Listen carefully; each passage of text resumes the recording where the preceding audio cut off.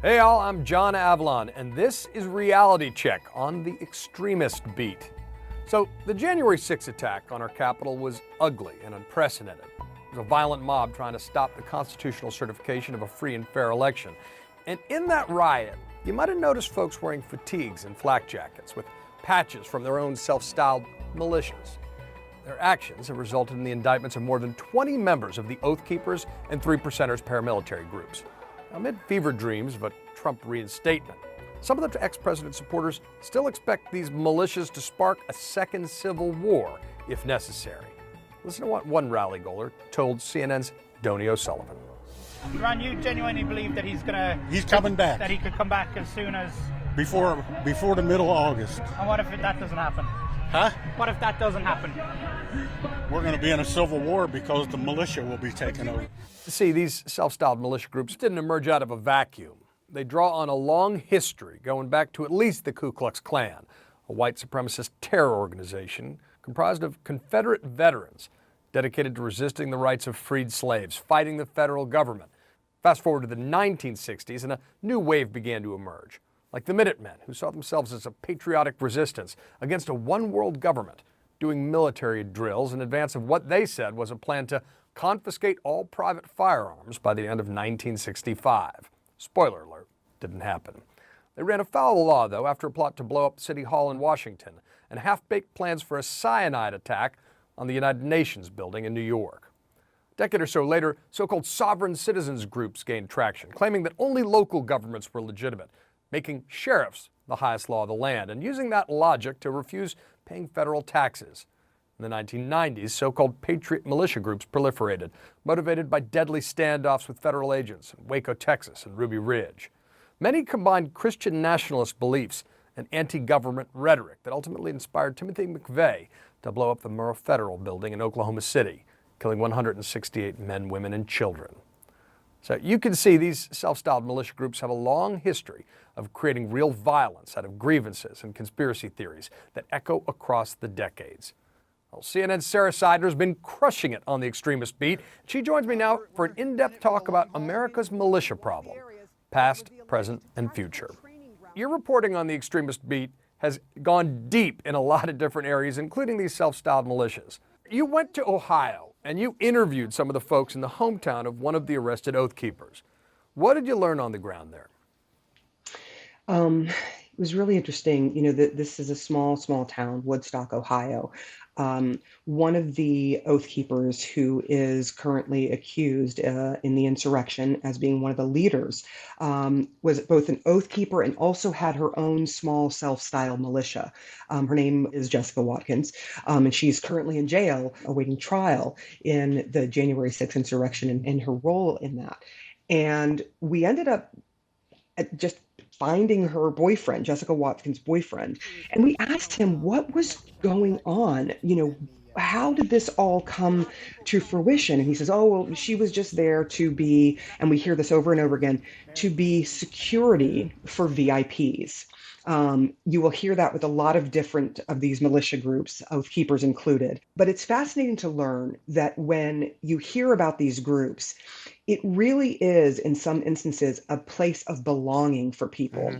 And we heard a lot about that from her boyfriend, who said that one of the other men who was accused in the insurrection, who was living in this town, living in this little house behind a house, he said, look, he was an alcoholic, he was having trouble with these things, and joining our group gave him purpose. It helped him. It also ended up with him and her and others inside of the Capitol, side by side. And now he has also been arrested and accused in the insurrection. And Sarah, that's such an important point you make about how these militia groups recruit by offering a sense of belonging, of structure and purpose. But as you also report and is documented, that can lead to something far darker. You've traveled to these militia hometowns, though. That's one of the great things about your reporting. And in one of the reports, we heard from a Michigan sheriff who had some bizarre comments in the wake of a kidnap plot around Governor Gretchen Whitmer. When we come back, we're going to talk about those comments and see what they tell us between the history between law enforcement and these self-styled militias. Well, it's just a charge, and they say a plot to kidnap. And you got to remember that, are they trying to kidnap? Because a lot of people are angry with the governor. and they want her arrested. So are they trying to arrest, or was it a kidnap attempt? Because you can still, in Michigan, if it's a felony, you can make a felony arrest. And it doesn't say if you're an elected office that you're exempt from that arrest. So I have to look at it from that angle, and I'm hoping that's more what it is. In fact, these guys are innocent until proven guilty, so I'm not even sure if they had any part in it. What's with this occasional sympathy we see between some local law enforcement and these armed vigilante groups?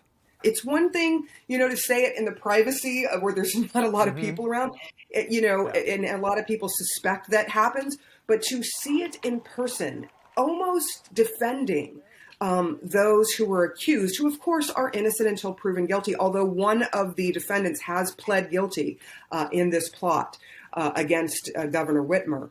It was striking to see that play out. But you asked about the history. And as you know, there is a history of coziness, if you will, between militia groups in particular and county sheriffs.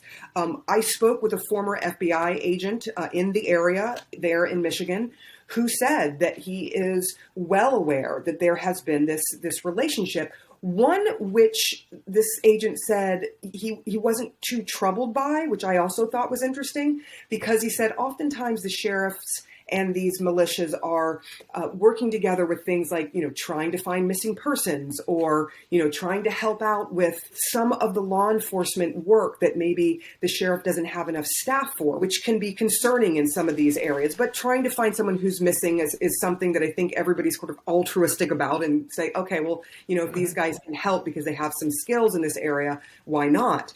And we should say, not all sheriffs. The Sheriff's Association, as soon as they saw what Sheriff Darleaf said, they came after him. They said, this is completely dangerous what you are saying about these people and this plot. That is absolutely not what we believe. So we shouldn't lump every sheriff into this, but there is a history, and it is proven again and again of a coziness between militias and sheriffs.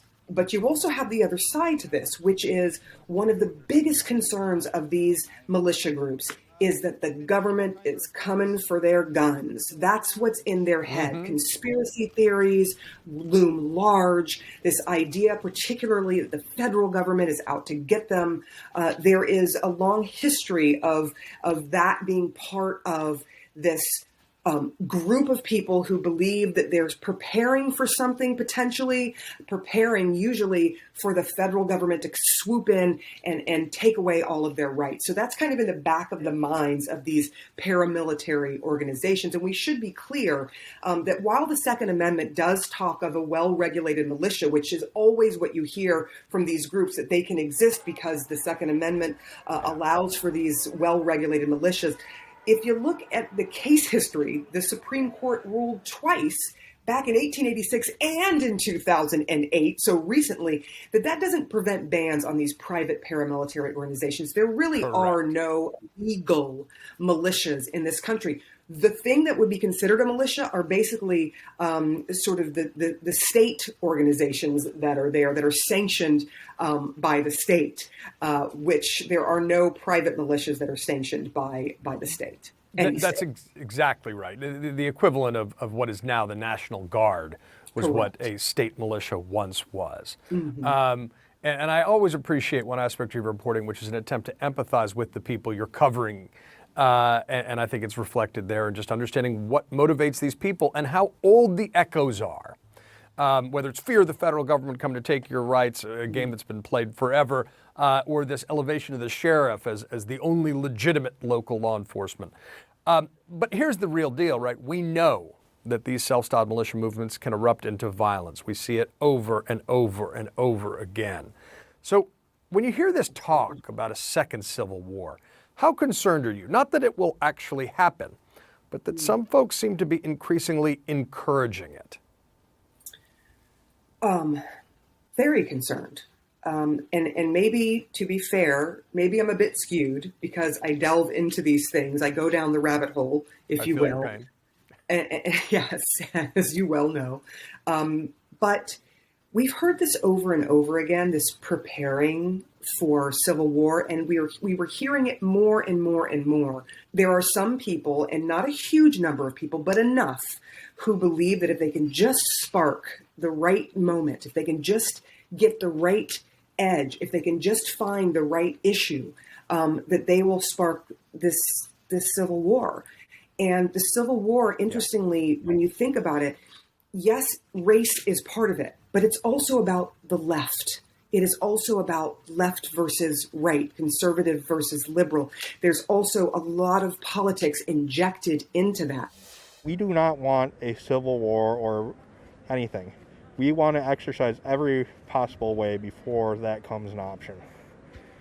Is that an option in your mind, a civil war? I will not fire the first shot. I don't think that we're going to see that, come to fruition anytime soon. But we did see what happened on January 6th. And that, for a lot of people, was an example of what they could do.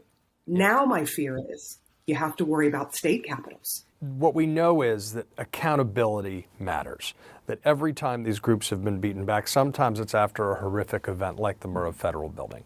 But prosecution, enforcement, that has its own logic at depressing these organizations. But the accelerationist rhetoric that you describe throughout all these groups, really the Leninist idea that the worse it gets, the better it gets, is deeply embedded. And unless there is total accountability for January 6th, you're right, we could see more of this. And that's the heart of the militia problem in America, past, present, and future. Sarah Seidner, thanks for being part in our CNN Justice League on the Extremist Beat. It's good to see you.